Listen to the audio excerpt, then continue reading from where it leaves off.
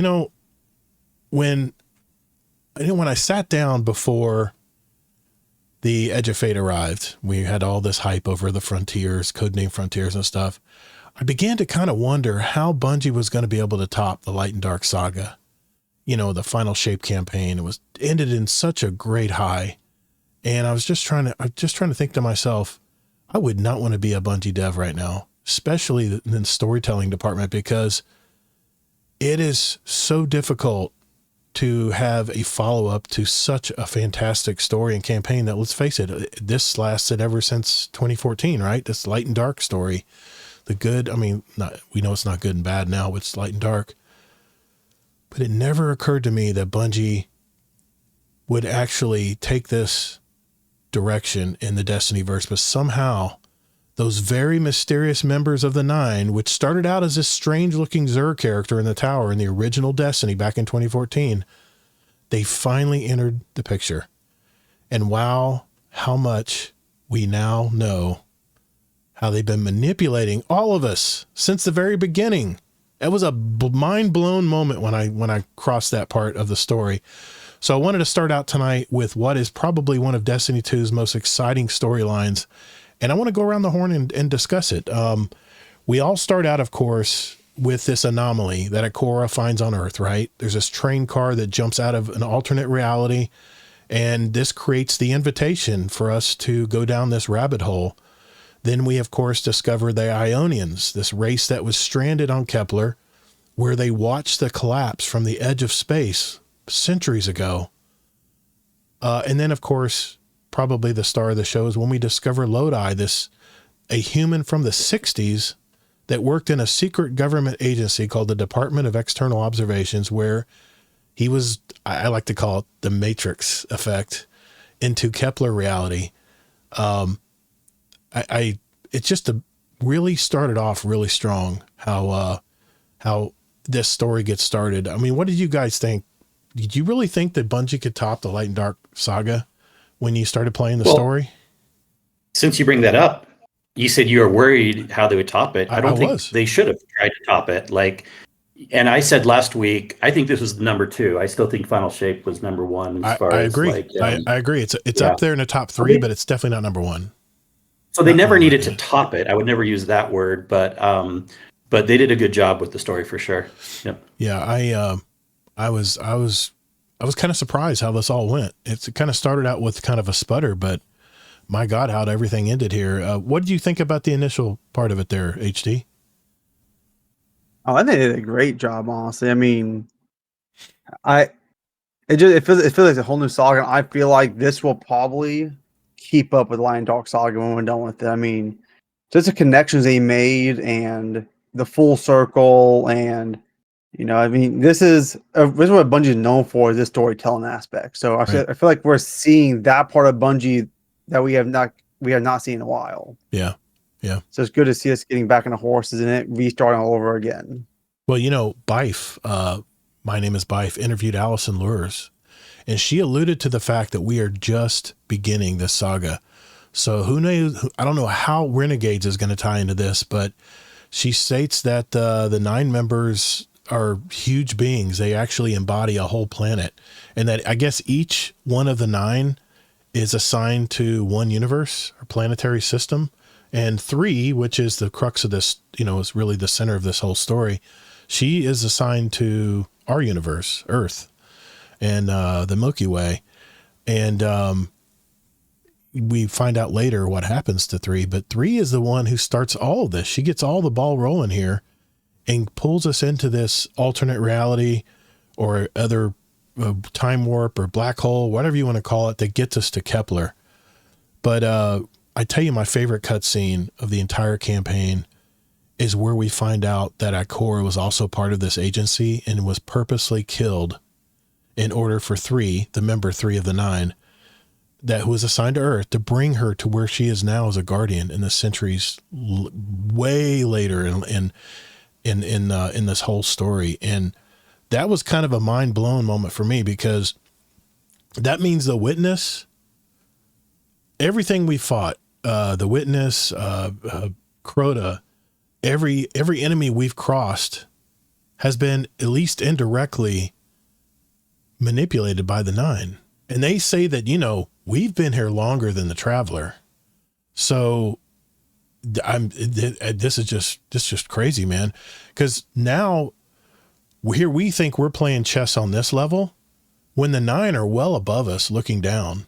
And it's just freaky how this whole story comes about. But, we discover Orin, the emissary that, that was actually had a relationship with the Drifter, that she's been manipulating everything, that the Nine have been manipulating everything that they do in the past Destiny story.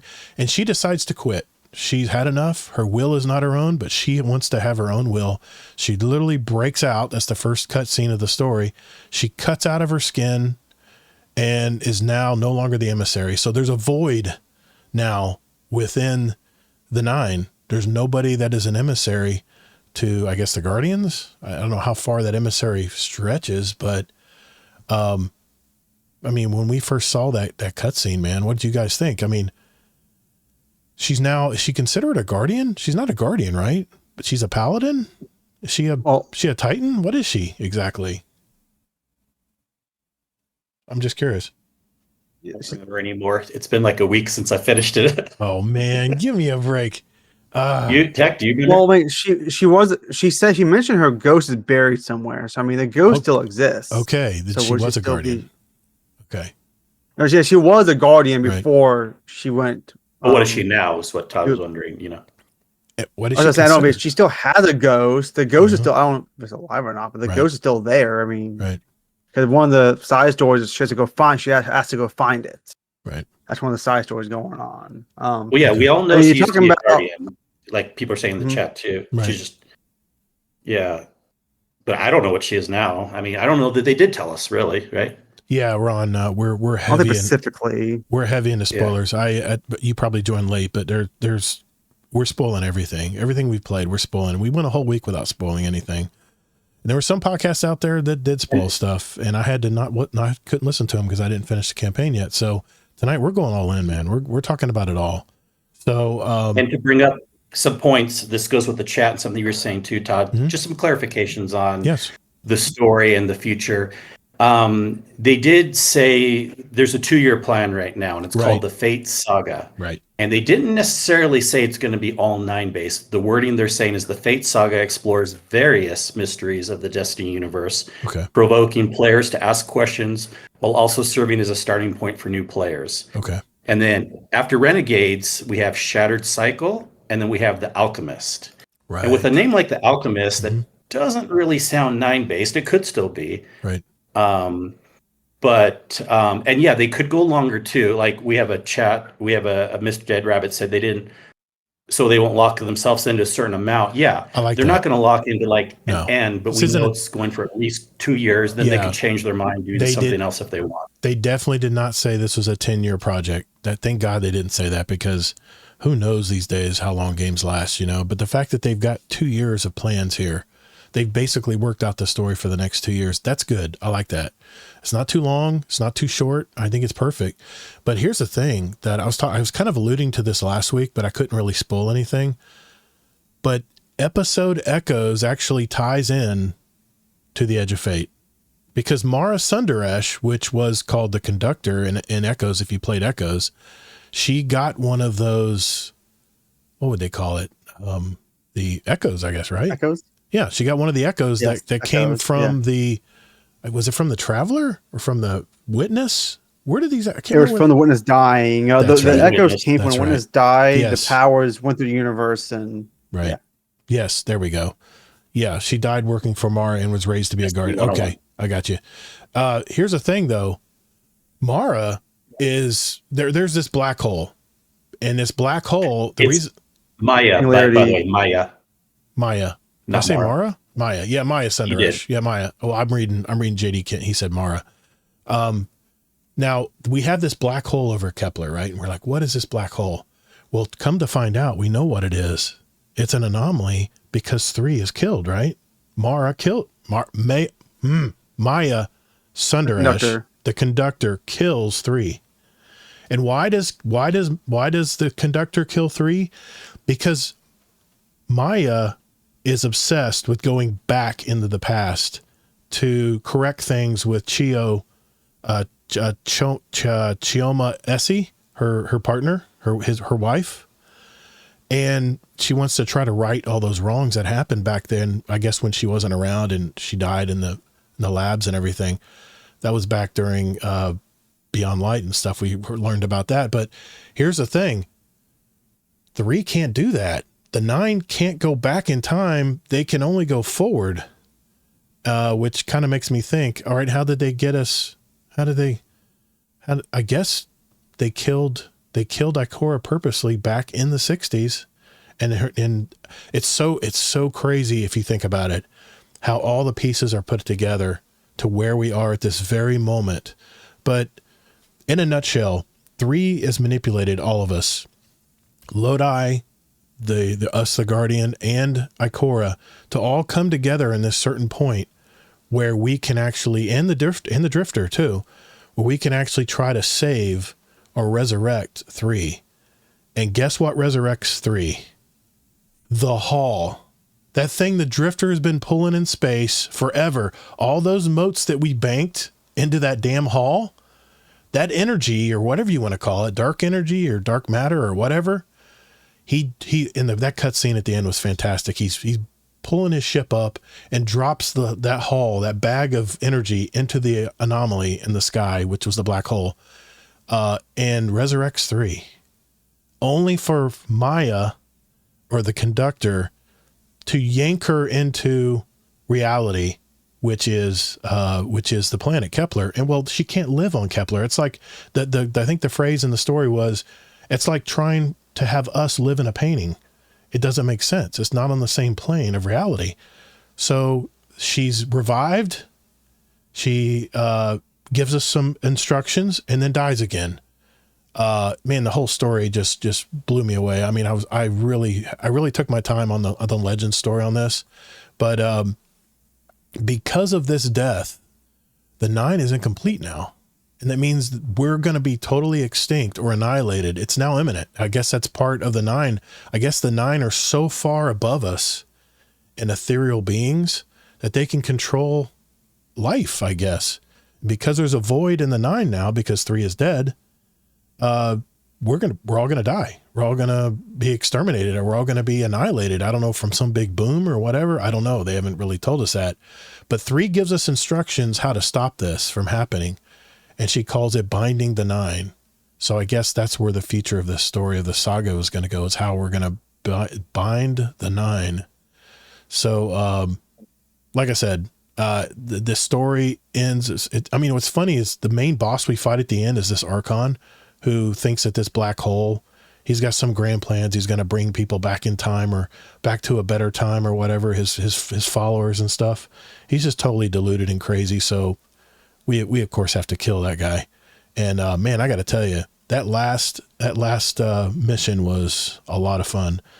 It was late at night. I was like, fuck this. It's 3 a.m. I can't get, the ball wouldn't jump on the platforms perfectly. I was so frustrated with that. But the way it ended, the cutscenes at the end with Drifter, and then what happened after that, it just, wow, what a story. You guys have anything more to say on the story part of? I know I've been doing most of the talking here, but anything you wanted to add to? No, I mean, we all kind of knew, and we're even saying last week, like 95% of the community loves the story. Yeah. If you were to separate the campaign, did you like the mechanics in the campaign? Not thinking of the story, but the actual mechanics of the campaign. I got to tell you, I still, even in post campaign, I don't like using the Matter Spark. I don't like using the little ball. I found myself going through the legendary campaign. I was like, God, another puzzle, another thing I got to find out where to go. And then I got to get the cannon in there somehow, and then shoot that cannon. And then I got to align the dish and all this. I was like, doing that end mission at 3 a.m, you were probably especially frustrated because they added it in so many times, they put it in so many times. I just wanted to run and kill shit.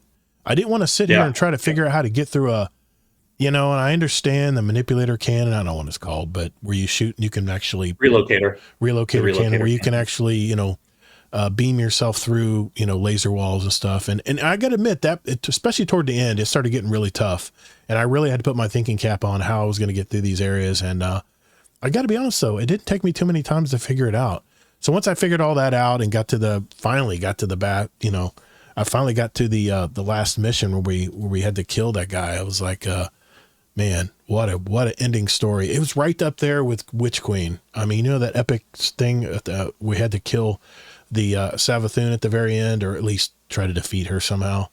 I know she doesn't die, but it's right up there with Witch Queen for me. That final boss fight, it was very epic. Of course, you had to use the Matter Spark. The one time I loved to use the Matter Spark ball was when I could charge it up and kill all the ads that kept popping up between the rounds, where I had to try to, I had to burn off the shields of the servitors and then burn off his shield and then do damage to him, which it took me about 10 times on Legend to get through that solo. But once I got through it, I felt great. It felt great to get it all done. But that's the only time I like that Matter Spark ball, is when I can charge up, because those little charge balls that you run into in a little line, you can actually charge up after 3 or 4 of them and actually do like a super with it, where it would electrify everything.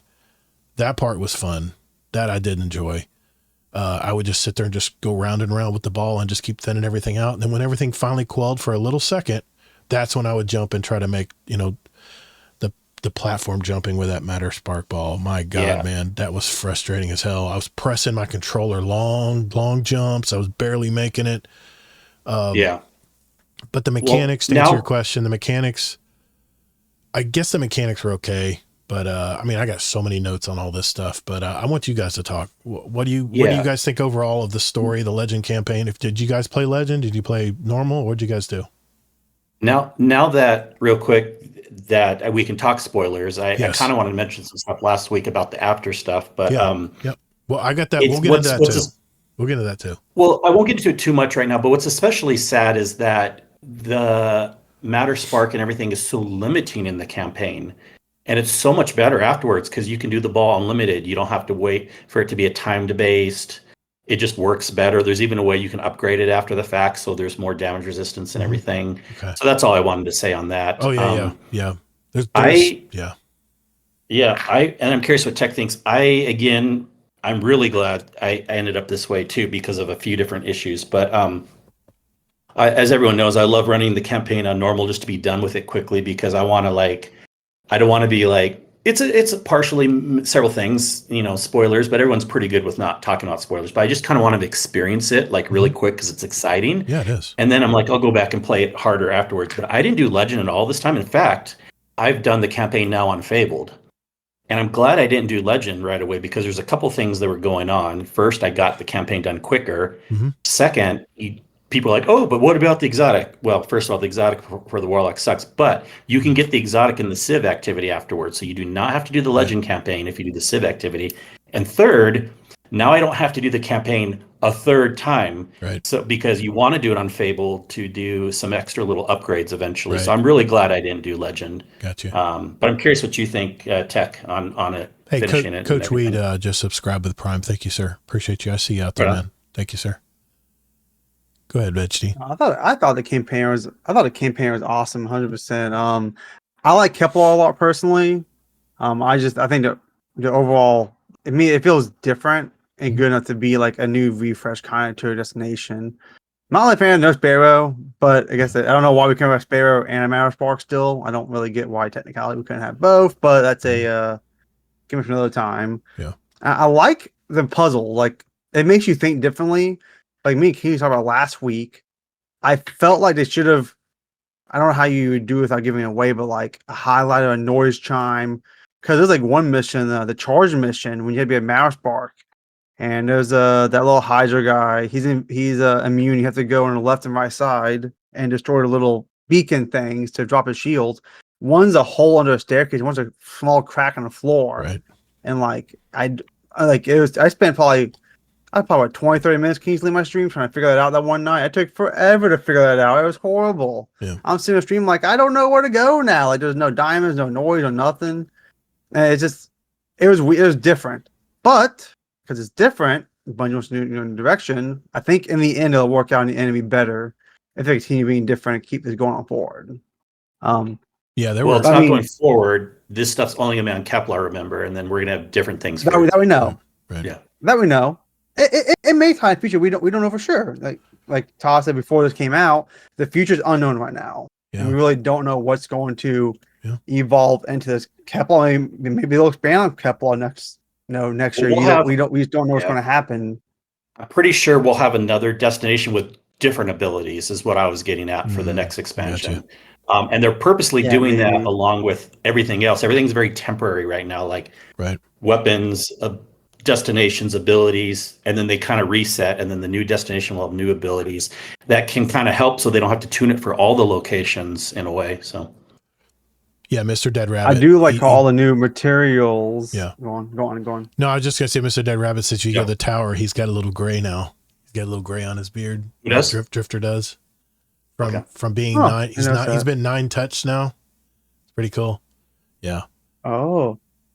But I forgot what I was gonna say now. There were times, sorry, man. There were sorry, I got 3 screens stared at me. There was a time when I would get to a part of the mission and there was nothing happening. I'm like, what the hell's going on here? Where I would actually jump into another room ahead of the story where the flow is a little slow. So that was a little frustrating, but overall, man, the campaign, I had the greatest time playing it. I actually thought I was playing Legend difficulty solo. I actually thought the campaign was pretty easy up until those last 3 missions. You can tell they ramped it up. The intensity, the enemies were getting stronger. Maybe it was because my power was getting higher too.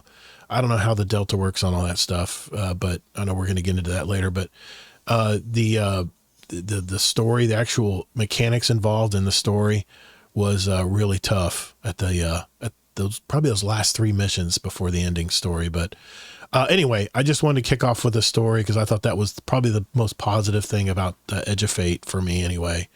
And then there's so many other parts of this puzzle to put together. Dylan Danes, how you doing in the YouTube chat? How you doing? Let's see, as far as I mean, I got so many notes here. I'm kind of scattered a little bit here, but let's talk about the Portal experience, because obviously that is where we launch everything. That's how we go to Kepler, right? Everything, it seems, flows through the Portal now. What do you guys think so far, now that we're into week 2 now? What do you think about the Portal system overall? HD, we always go to you first too, buddy. So I'm personally a big fan of it. I think it's a much needed. It's not perfect. I mean, there's not so much stuff in it yet, which hopefully they're going to add to it. But like, I was at work last weekend and I had my little Allivog handheld and I had like half an hour on lunch break. I'm like, I want to go and do some activity. I just hop my handheld, get into like a fire op activity or a solo fire team. Go to the menu, click into it, and play it without hunting for stuff. It was really nice just to be able to hop in and do something really quick and like focus. Like, okay, I'm gonna do this playlist and just do this. And I played the modifiers on solo stuff, so it's really cool. You can change and modify. I like how you're gonna get gear wise. It's not RNG. It's you can look at it like you say. Todd, the path is given to you. Go get it. Yeah, you know what you're gonna get, and you're gonna only gripe I have is some of the solo ops will buggy you the first week. Okay, like I was on Devil's Lair doing it, and that was a part where you have to dang it, I sped protect that center antenna while you're hacking it in 3 waves. Every time on the 3rd wave, there was one enemy got stuck in the hallway wall. I couldn't kill. Yeah. I had that happen to me too. The activity wouldn't progress because he was alive. I'm like, what's going on here? You're coaxing him out. You're like, come on, I'm right here. Shoot me. Hands up. Come on, shoot me. Yeah. He wouldn't get out. He wouldn't get out of the wall. Yeah, he would have come out. I saw the little void shield, but he got stuck in the wall. He wouldn't come out. Yeah. But that may have been a weak point glitch. I don't know what was up with that. Yeah. But overall, I think the Portal is really cool.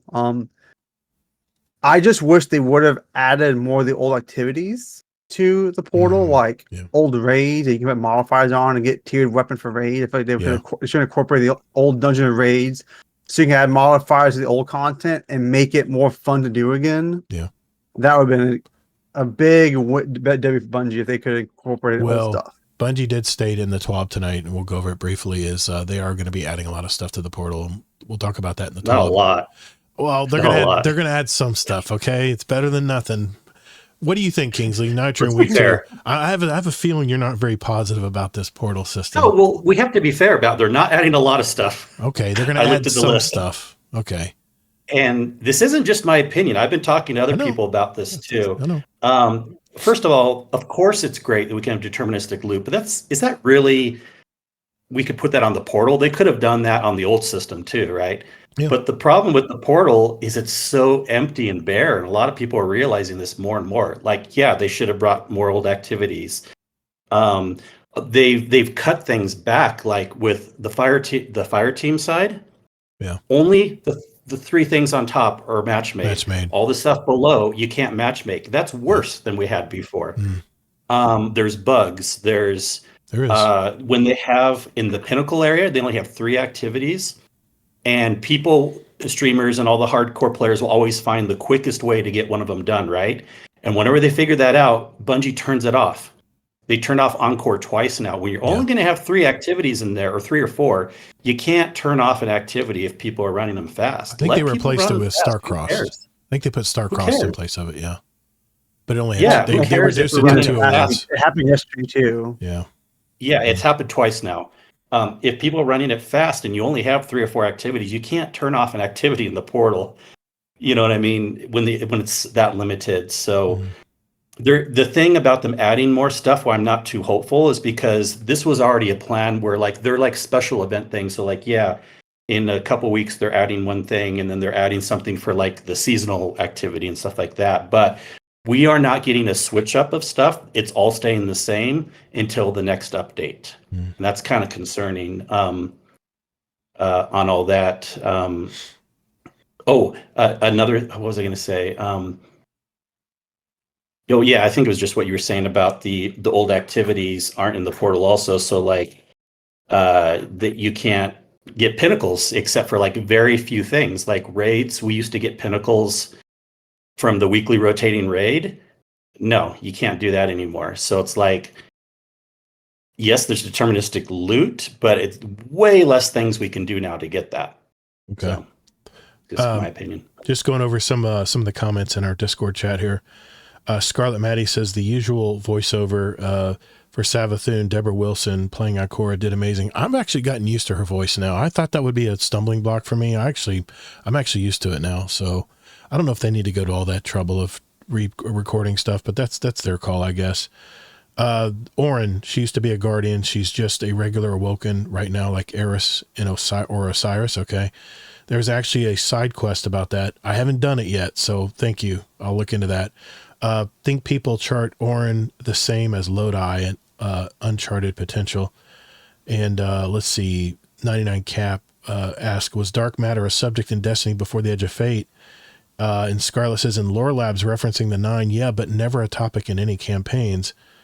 And then they get into some of the lore there. I'll have to. We should have read that when we were on that topic. Yeah, I know. I'm sorry. I'm jumping around a little bit. Portal, before I forget. Yeah, the portal. So, and Zombie made a good point. There was a couple things down below that could be match made, but take a look at all of it, Zombie. The biggest problem, this was the other thing I was going to make, is guess what's not match made? Most of the things down below aren't. Onslaught. Onslaught needs to be freaking match made, right? It was always match made before, and now Onslaught. I know. I saw that. I was like, pass. I'll be there forever. Yeah. It should have been a toggle. You can exactly firewall as you want. They did it a long time ago in the Infinite Forest. You could do two different things. You can match them. You could do firewalled, or you can do with matchmaking. Why is Onslaught? It's as simple as switch. What's up, Mr. I didn't know it was a match made. I didn't know that. Who's gonna buy themselves? Well, actually, someone's going to. We backtrack. Someone's going to go buy himself an Onslaught, but of course, most people won't. Someone says, "I bet no one's going to." And I'm like, I need to backtrack and repeat myself. But. Well, here's the thing. I was grinding all weekend, and I finally got to 200 power. I'm at 201, I think now, and I did it all through the portal. I mean, I got to like 160 by the time I was done with the campaign, but I was doing portal in between because I realized I realized I had to do some other stuff to get rewards and stuff for the week. And can we just talk about that too in the portal? The seasonal reward track is super generous, and it's so easy to get done. That is definitely a highlight. I was trying to tell you about that ahead of time. Yeah, I knew you would like that. I've gotten both of them done. I've already got this one. This week's is already done. I'm loving that part. You get Bright Dust. You get I got Engrams in there. I have to cash out before reset because you can only go 20 levels every week and they're gone. You got to cash them out before reset. Otherwise, do we know that? Because there's the Wayback Machine. We can go get previous season. I don't know about that, but I tried to go back to last week's. I thought it would be one, continuous bar. No, I couldn't go back to last week, at least not in the UI in the game. So not in the game. Yeah. The Wayback Machine, maybe I'm not sure there, but I did exactly what I needed to do. It took the quickest amount of time. I'm a gamer, man. I want to optimize, right? So I finally got the 200 plus light. Now I'm having to look, and I'm going to ask you guys this later, but I'm loving the seasonal reward track. It's very, I mean, you're getting exotic Engrams, you're getting regular Engrams, you're getting, I wanted to mention this. Because I finished the seasonal reward track last week, I went over to Zavala this week at Reset, and he had 5 of the machine guns, the brand new machine guns, all tier 3, that I could choose from because I had unlocked a free weapon from Zavala and free armor. Yeah. I love that part. It's awesome. Now the gear is only tier 2, which I'm like, until I start seeing tier 3s, I'm not really going to care about gear. It was tier 3 for me, so maybe I did something better than you. Maybe it was because I wasn't full power yet. Maybe that's why. But it was last week. Oh, I know why. It was tier 3 for me. I know why. It's because I did it early. That's why. I went to the tower to get something. I was like, oh, I get free armor here. It's flashing over here. Okay, so I think I just got it too early. But next week, I've already done it again for this week. So next week I'll have hopefully at least a tier 3 weapon, one of the newer weapons. To get that done as well. But I have to just say that the seasonal reward track is fantastic, and the regular reward track is okay too. But I think that I'm more attracted to getting the weekly seasonal stuff done right off the bat. It's the first thing I do every week. It's just like when I get against the Dunnies. Now that you see the seasonal one is weekly, along with the actual rewards track, don't you think it's a good amount of rewards? I'm softening my opinion on that now because face it, we're going to have another reward track in 47 days or something like that in September. So, yeah, with the Ash and Iron update. Okay, count. What is it? Is it 10 or 15 or 20 for the seasonal weekly, right? It's like 20 levels a week. 20. I think it's 20. Yeah. 20 times every week for like 3 months or whatever. Really That's nice. A lot, And those weekly bounties will it ramps you up so quick.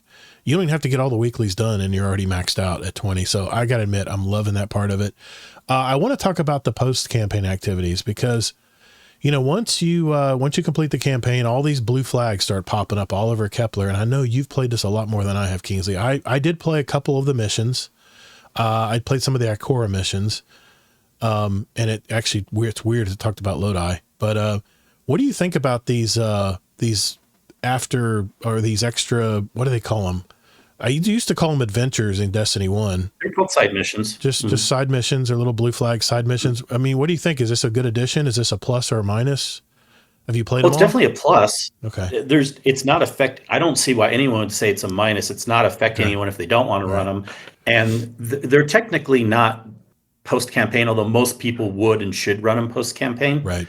The main thing about them is it gives you something else to do. Now, when they're done, they're done. There's no variability stuff like Bungie kept promising, but they add a lot to the story. They're worth doing.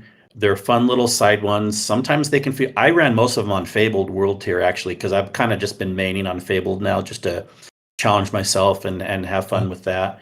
But you don't have to run the side quests on Fabled. You can run any world tier. Just curious, what's your power level now approximately? About 200. I'm just below it. And in fact, that was another thing I was going to make. 200 is the soft cap, so you're not any more or less affected. You don't need to do Portal to get to 200 quick. Like anything drops to 200, even if you mostly do Kepler stuff. So Portal is what you have to do after 200 to get above. Right. But it was great though. It was so great, man, because every reward I got was +2 minimally. If I got an A level, for everyone everywhere. I mean, it didn't take me long. It didn't take me long to get to 200. So 200, I don't think is going to be much of a grind. I think most people will reach out pretty quick. That's the same as soft cap is always quick, even in the history of Destiny. But here's I asked you last week. I said, Kingsley, does power matter? And there's one, because let's get into the power delta question, because it seems like everywhere I go now I'm looking into the higher tier stuff now to get 200, 201, 203, 205, start to go beyond 200. And this is the seasonal extra, right? You used to be able to get it from your artifact, but now that you don't get it from the artifact, you have to do these, you have to just keep and use these depleted cores or whatever they're called. I can't remember. But unstable cores. Unstable. Thank you. I know I'm probably looking at them somewhere. But so is it? I'm just trying to. I'm trying to think. I asked you that last week. I said, does it really matter? Because everything doesn't matter what you play. Your power delta is -10, -20, -40 for some of these. -40, -50 for Mythic. 50 for Mythic. Is it? Does it even matter if we get above 200 now? I mean, what do you think? This is the biggest problem with the game right now, and it doesn't feel good. Like even the portal stuff, like I could ignore a little bit, but everyone's talking about this, and this isn't just a thing where it's like, oh, get good. It's supposed to feel hard all the time. Even like high-end players and streamers are agreeing like something's wrong here. Like other games don't do this where everything is always at a negative delta. Yeah, you should. I get it for like a contest mode, or like maybe even a special thing like a Grandmaster or something, but you don't do it for world tiers. You don't do it for old raids. You don't do it for all these things, or else what the... I almost said the F word. What the freak are we grinding power for? Of course, people say, well, I just like seeing the number go higher anyways. Well, now that's all you're getting, people. You're just seeing the number going higher, but it's not actually helping you feel more powerful because the raids are a -10. Right. And I am pissed about that because normal raids. Wait a minute, all raids? All raids? All raids. The old raids are all -10. Everything. Wow. All raids. That's why they're all harder. And we had to 4-phase barely War Priest. What?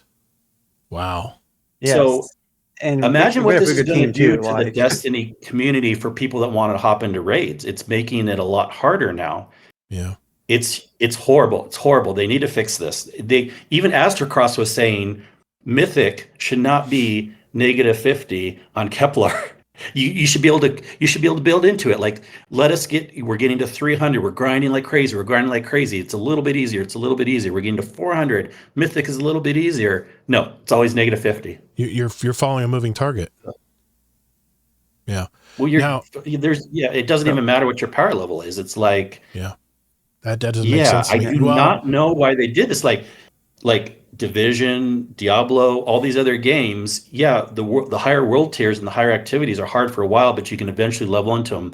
I understand Destiny's had some precedents like contest mode raid, Grandmaster Nightfall, some things here and there, but you don't do it for all the activities all the time. So it's really, really like disheartening. Now, I have hope that enough people are going to complain that Bungie will change this. But what do you think, Tech? Am I making too big of a deal of this? Like, what do you think? I personally liked it last night. They made it different and fun last night. For us who's always on King's Fall, last night it was nice a little bit because we actually had to try a little more. But I don't think it should be that you feel a pick if you want to do the modifier and make it that hard. Yeah, I liked it, but I liked it for us as the veteran players who's done it all the time, not for someone coming in. Yeah. So I'm with you. It shouldn't be all the time. It should be normal light level all the time.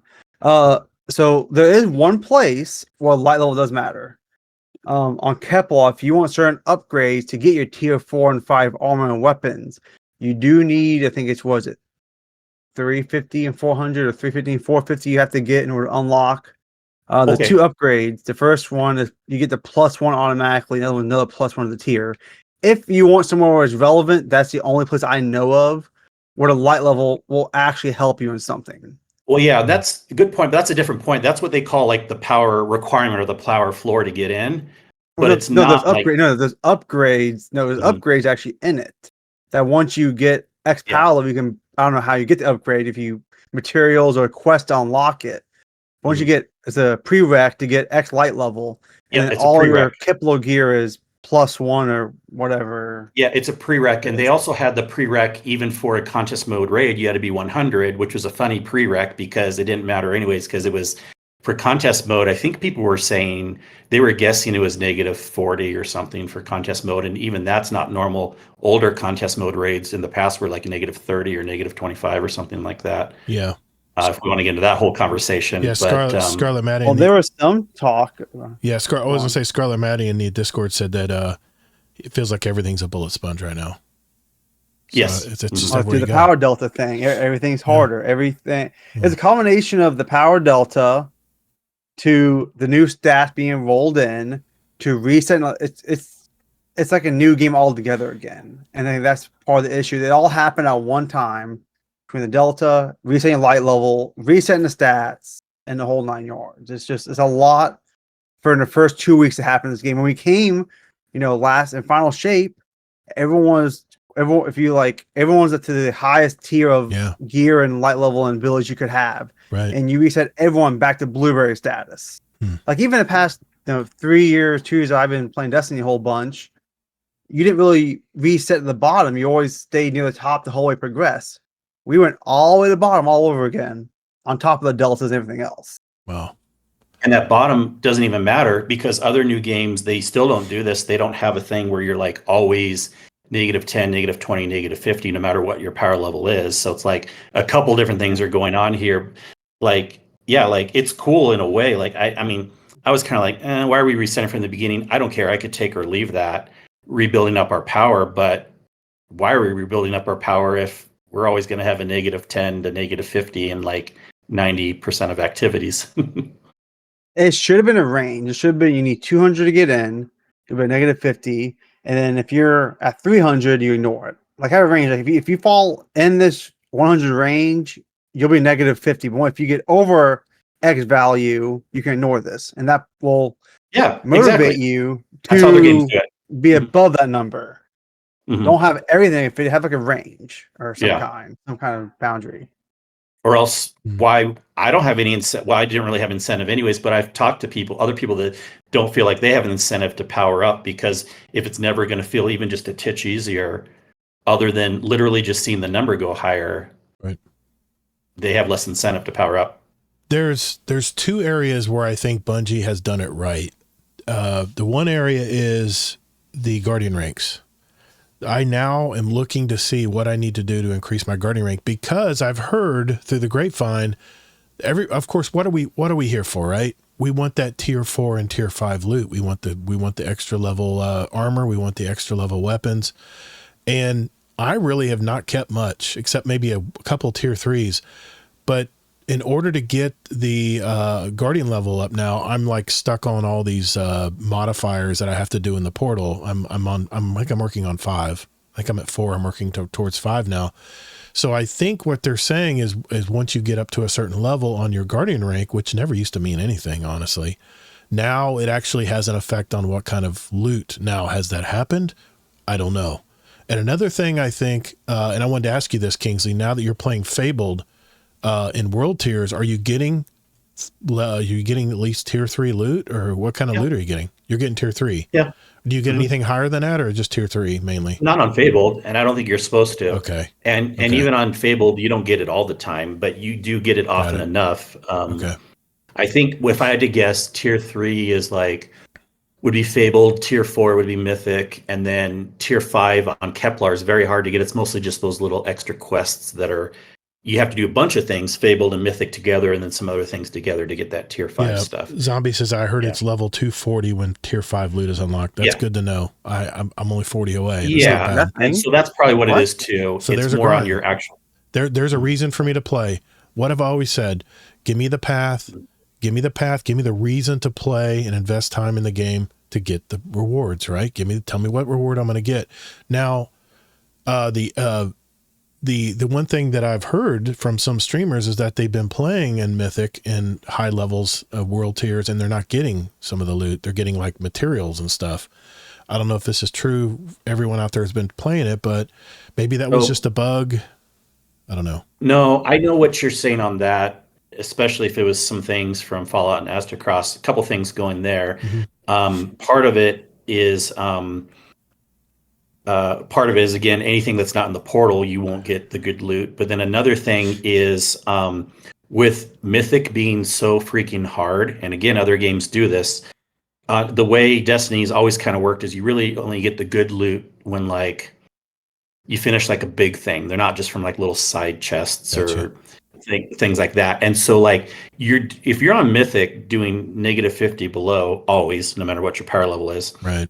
And you're trying to do a little side thing of like 5 Vex to the side that has that little thing where it gives a chest at the end, right? And I saw some streamers grinding it. It took them even like 10 minutes, super hard, dying a lot, stuff like that. Right. And then it popped like nothing in the chest hardly. It was like you got to have loot dropping all the time on Mythic world tiers, like good loot all the time, not from like campaign end missions and specific things, but it needs to be dropping like out of enemies, like loot, like right. Yeah, exploding. You know what I mean? Like it doesn't have to be that crazy, but if you're gonna be like, in the meantime, especially if Destiny doesn't get rid of this -50 delta, they need to be like handing the loot like candy, and people aren't getting it often enough on Mythic. Okay, good to know. Now, what is this? This I guess it's called Sev. I always wanted to call it Sev. What is this deal where it only comes every 2 hours? What is up with that, man? Well, remember the Vex Incursion kind of was like that too. But people only have 2 hours to play. What if I've missed the window several times where I actually got, busy doing other stuff. Well, it's not only 2 hours. I think it's random, isn't it, Kingsley? It's random, pretty, but you can look at. There was a countdown clock said 1 hour and 58 minutes. I'm like, what? Yeah, I don't think I've ever seen it come more often than like an hour and a half. What the heck? They need to change that. But because did you complain about that when the Vex event was around? I don't remember anyone complaining about when the Vex event was around. Yeah, but it came much more often, Kingsley. It came much more often. No, it didn't. Incursions didn't? I don't know. The Vex incursions came quite often. I'd say about you might go every 45 minutes, maybe. I don't know.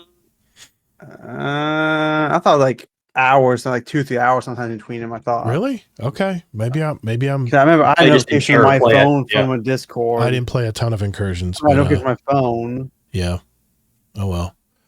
Well, I mean, that's the one thing I do like. Bungie's like, hey, listen, for those of you who want to grind and make number go up at a certain level, we're going to start giving you some really cool loot.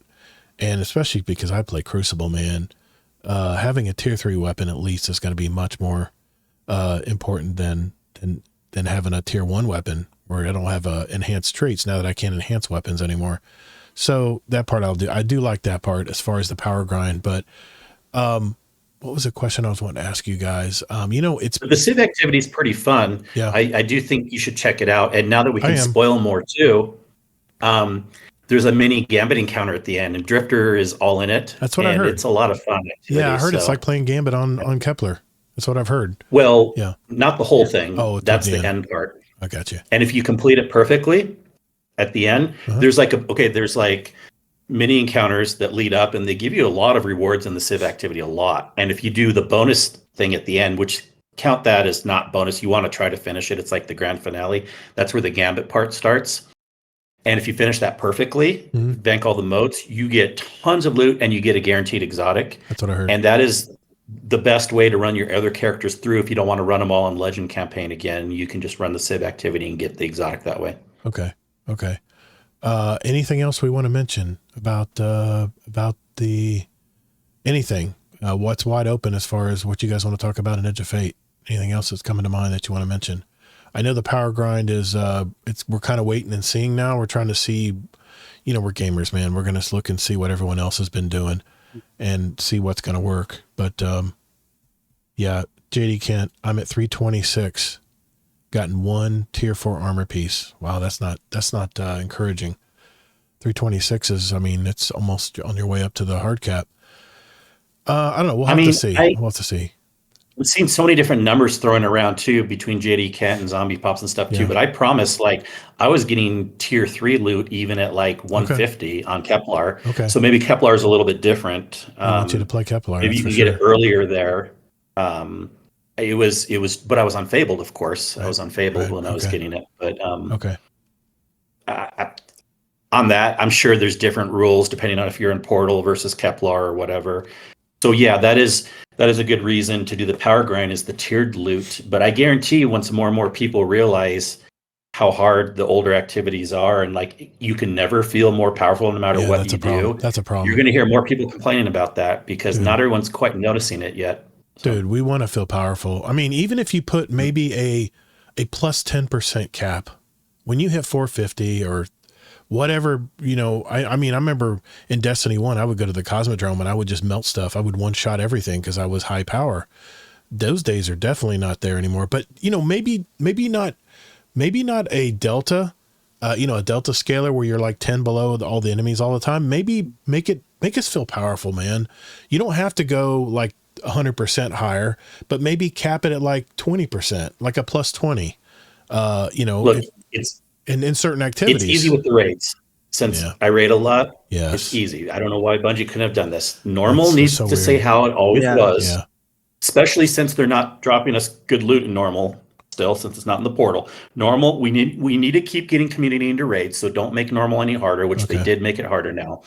And then they need to have a third level. You know, of course, we're going to have a hard. Actually, there's going to be a fourth level. There's going to be mythic raids coming out, but between hard, there should be what they call power enabled or power scaled. And guess what? It's super simple, Bungie. They can put that -10 delta back in, and guess what it'll do? It'll drop us tier 3. Boom. Easy. Easy answer. Doras saying tier 4 from weekly mythic missions. And also Mr. I did hear that. Mr. Dead Rabbit also in our Twitch chat said do the weekly missions for mythic for tier 4. So yeah, two people. Well, like I said, Fabled is 3 and Mythic is 4. It sounds like then. Yep. Yeah. Okay. Now that I'm high enough power, now at least once I hit the 200, delta, 200 power level, maybe now opens me up to start playing a lot more activities. So, sorry I missed it. What about the solo player? Is it possible to get tier? Oh, absolutely. Yeah, that's the portal system, man. That's when you go play mythic level solo ops, and you'll play or mythic level campaign missions. Play whatever you want. Play. What I love is I did play some of the. They did have a couple of the. I think one of the moon lost sectors, but they added a little extra gist to it where you had to like power up these. You had to kill the servitors to kill the shields over them, but then you went to these interfaces and hacked into them, and eventually then you would go to the lost sector. I thought that was really cool that they added a little extra before you went right into it. So yeah, Dylan, there's definitely ways to get it. I would tell everyone out there, get to 200 power and then start looking into higher level activities, and you'll start getting better loot. That's what I'm hoping anyway. So, anything else, guys? I want to talk to HD next. And I do have a question for y'all. Yeah, Yeah, man. Yeah, Me and Kingsleymac kind of talked about this a little bit. So what's y'all opinions on the new armor stat distribution system? Oh, good point. I'm still learning it. I thought health was everything. That's what I built when I went into the Legend campaign. My health was over 100 because I wanted to make sure that my shields came back quickly, my recovery basically. And of course, it gives you more base damage that you can take.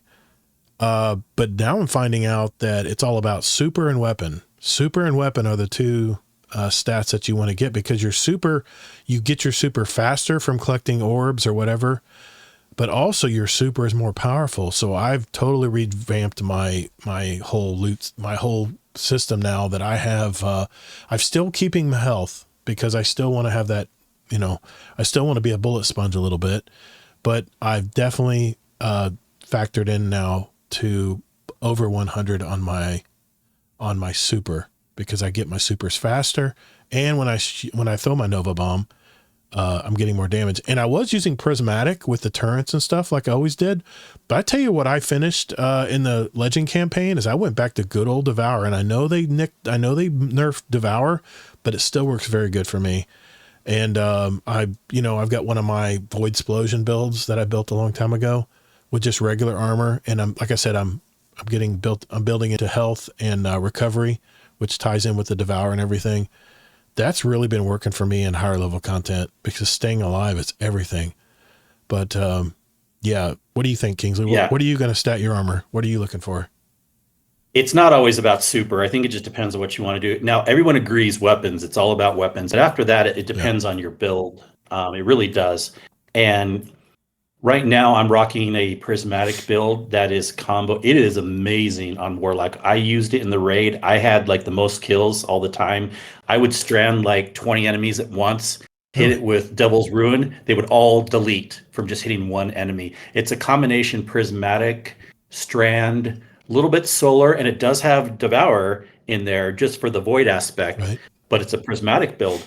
And it is amazing. And with this build, you don't have to worry about health as much, and you don't have to worry about super as much, but you really want to spec into, believe it or not, melee, because you're constantly throwing out the arcane needle, constantly. And then grenade. So weapons is always first. Then I think, again, it depends on the build, but everyone can pretty much agree weapons is almost always first. Plus and then it's going to be just a question here. When you go above 100 on your weapon, it means you get your ammo meters fill up faster too, right? Is that correct? Sure, but also if you can just hit 100, that's a lot of times where people will kind of like be okay with until they can get like super like top tier stuff. Okay. So like what I have right now is 100 on weapons, 100 on melee, 80 on grenade, and 80 on super. Wow. Okay. And it's doing really good for me. Really, really good with this build. Like I feel pretty invincible. And again, because I've always said, like, yes, like I think like as more a beginning level player, or when you're getting used to things, everyone's like, oh, I need health, I need protection.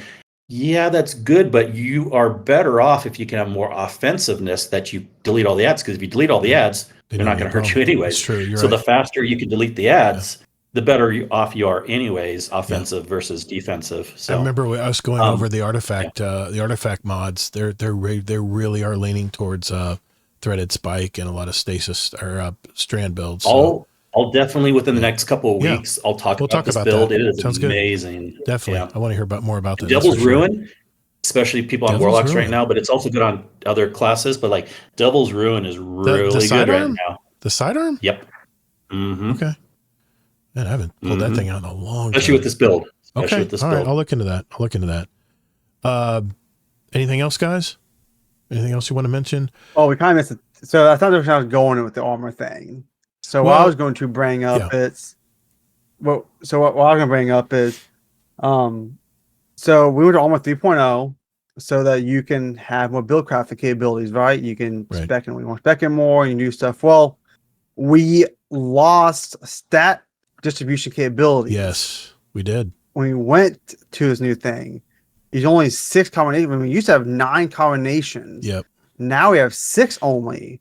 I'm not really the biggest fan of I'm locked by I have to do one of these 6. I found the top 3, bottom 3 before, but that's gone now. I feel like that they should have not done it that way. Because like if you want to do, I think weapon, it's high weapons, low grenade. I think high super. Yeah, these are the preset. These are the preset ones. Yeah, it's the specialty. Right. Class armor, whatever category. You can always drop in presets. Yeah, you can focus that on your ghost too. Yeah. Yeah. Gotcha.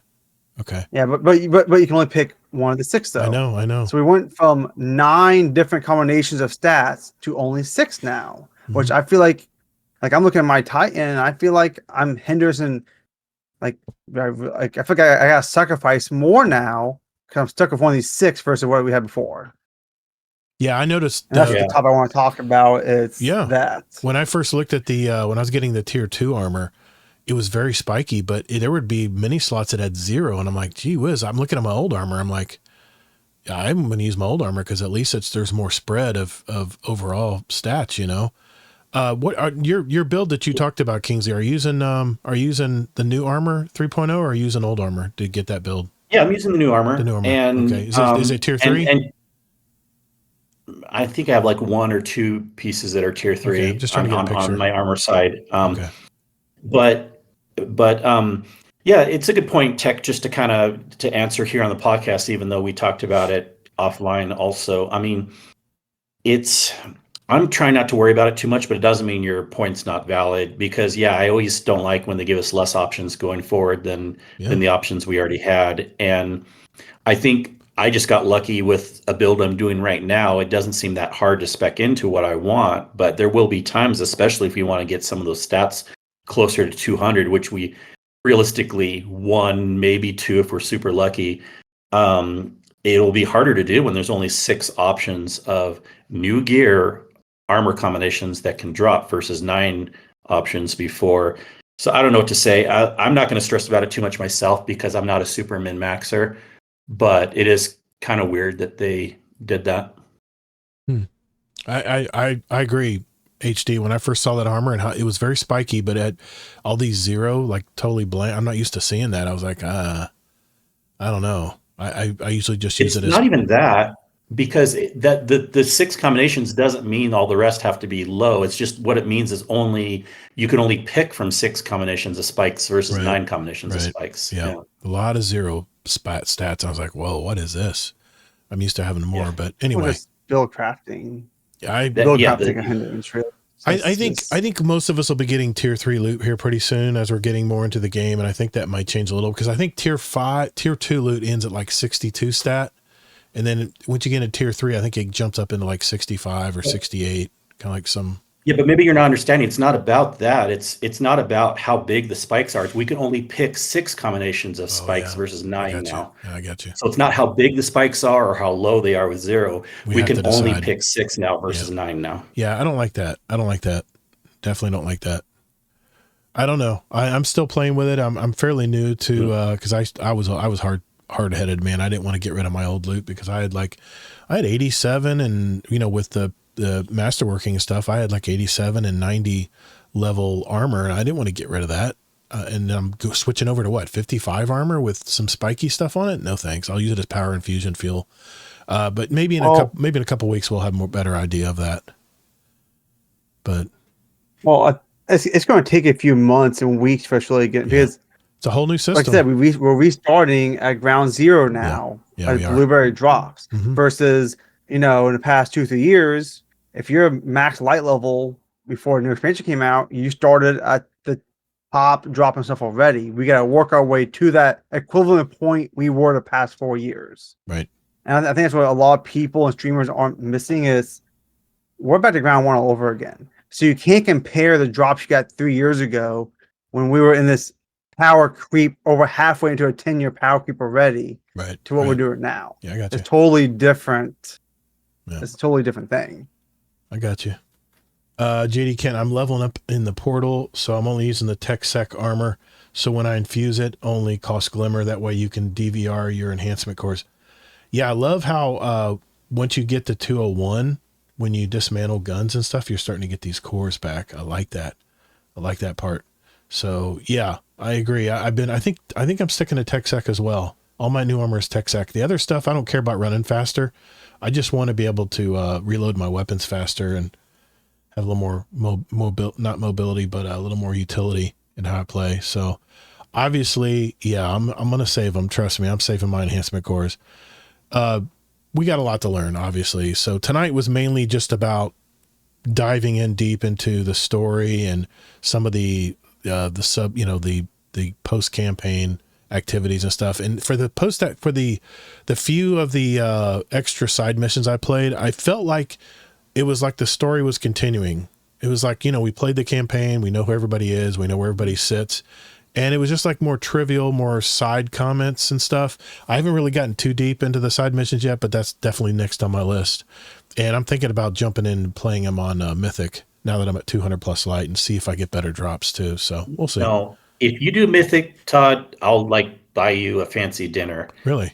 No offense. But I'm in Fabled. I'm in Fabled. Sorry, okay, Fabled. Okay. No, I'm not ready for Mythic. I'm not ready for 400 power stuff. I misspoke. There's so many levels, man. I'm trying to remember all the levels. But no, Fabled. Definitely Fabled. I'm past Advanced now. I'm definitely going into King Tut. One thing about Mythic, I do have to say, is the only good thing about Mythic, even though it's crappy that it's 50 under, they do not scale with Fire Team. So if you do Mythic, bring in a 3-stack. But if you're doing Fabled, a 3-stack doesn't necessarily help because it gets more complex. Mm-hmm. I wish you guys could see this, but King Tut put he says, playing Mythic and the yellow bar captain sees me. I'm like hiding up in a tree. Yeah. It's got a little boy hiding in a tree. Yeah, I feel you, man. I feel you. I'm not ready for that yet. Mm-hmm. But, it's out there. People complain it was too easy, everything's too easy to play. But now they've upped the ante and made stuff a little harder now. Only thing I don't agree with, and I agree, Kingsley, this power delta shit, they need to tweak this a little bit because we want to feel powerful. And when it comes to doing any hard high tier loot, high tier activities, in order to be in the flow, and they say people that are in the zone are at about 80% of their capacity. So I think if they can make the activity levels 80% of your playing capacity, but leave a little bit of room for improvement, I think that's going to be the sweet spot. I think they're just going to have to tweak that. And they talk about it a little bit in the TWAB, but speaking of which, we got to get moving because we are running behind schedule here.